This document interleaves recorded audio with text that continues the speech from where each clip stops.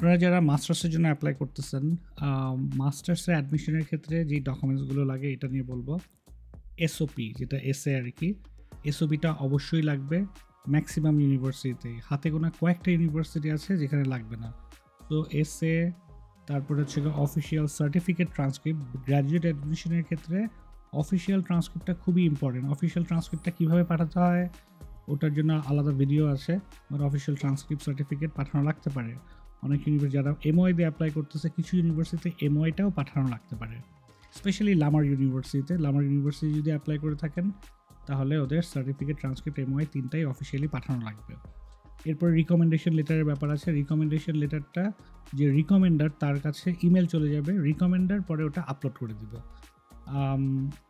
এরপরে আর কি, সিভিটা ইম্পর্টেন্ট যারা মাস্টার্সের জন্য অ্যাপ্লাই করতেছে, স্পেশালি যারা working professional.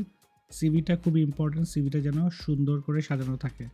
SOP obviously important. এসওপিতে আপনার এসওপি লেখার ইনস্ট্রাকশন, ওটার জন্য আলাদা ভিডিও আছে, অথবা আমাদের কাছে ডকুমেন্টস আছে, ওগুলি দেখে আপনি দেখে নিতে পারেন। সো মেক শিওর যে এই ডকুমেন্টসগুলো যেন অ্যাপ্লিকেশন ফি পে করার পরপরই সঙ্গে সঙ্গে যেন পাঠায় দেওয়া হয়। যত তাড়াতাড়ি পাঠাবেন তত তাড়াতাড়ি আপনার অ্যাডমিশনটা হয়ে যাবে।